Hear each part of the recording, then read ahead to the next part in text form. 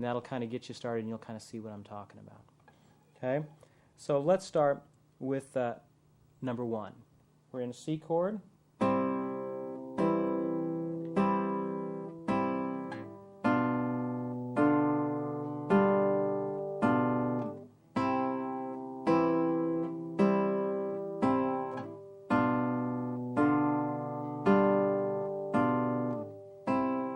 Second one just arpeggiates those chords that we just played.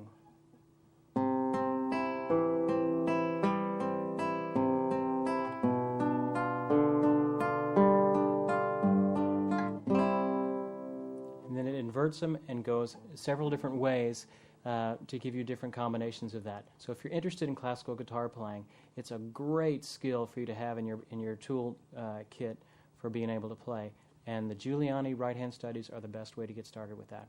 Control is the main thing. In our guitar tips section, we're going to cover getting the control you need to be a fantastic fingerstyle player that I know you want to be. And we're going to talk about building up speed. So I'll see you there. Okay, welcome to the guitar tips section. There's a couple of things, 4 key things I think will help you be the fingerstyle player that you need to become. And having done this for years and years and years, these are 4 critical things that you can do to improve your fingerstyle playing as you get started in it. Number 1, always practice with a metronome. I've got my metronome handy right here. As I'm doing these studies, I started off at a tempo. You're tempted, as you're starting to play, to get real waffly on the tempo. A metronome forces you to play in the right tempo.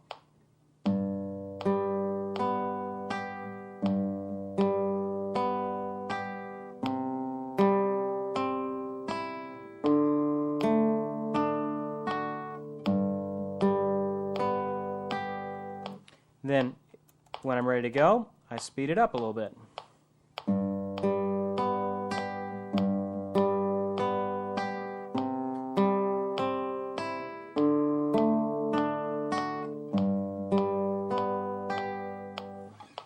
Now, working with a metronome is never fun.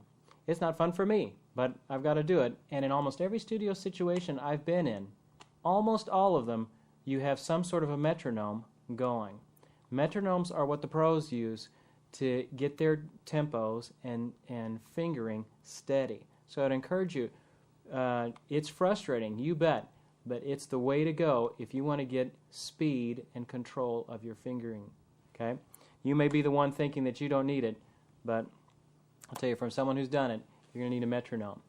Number 2, in your fingering style technique, number 2, slow down. Everybody always wants to go fast. And next thing you know, they're tripping all over themselves and they can't do it. Their hand gets tense. They start at a slow tempo.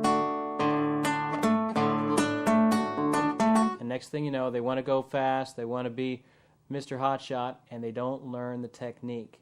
So my advice to you is slow down. How slow? As stinking slow as you need to go to get your fingers doing what your brain is telling them to do. Yes, it's hard. It takes a lot of thought to get your fingers doing what they need to do, but it's only when you do it slow that you're actually training your hand. If you keep bumping your head up against the wall trying to do it fast, you can do that for years and never get any better, when actually doing it slow, few minutes each day is going to get you where you want to go. Always practice with a metronome. Slow down, number 2. Number 3, use good technique. That's one of the best things I learned, was getting a good right hand technique. Don't have your hand way far in the back. Bring that thumb forward a little bit, not too much, just a little bit. Relax that wrist. As you speed up, don't tense up your hand. That's going to be your tendency. You're going to want to tense up that hand as you're getting faster and faster. Relax that hand. Your wrist needs to be slightly out. You don't want to go flat with it like that. Not completely far out, but just comfortable hand position. Okay? The 4th and last thing is practice and repetition. You don't get good fingerstyle technique by trying it once. It's a technique that is a physical thing, and it just takes sheer gut-wrenching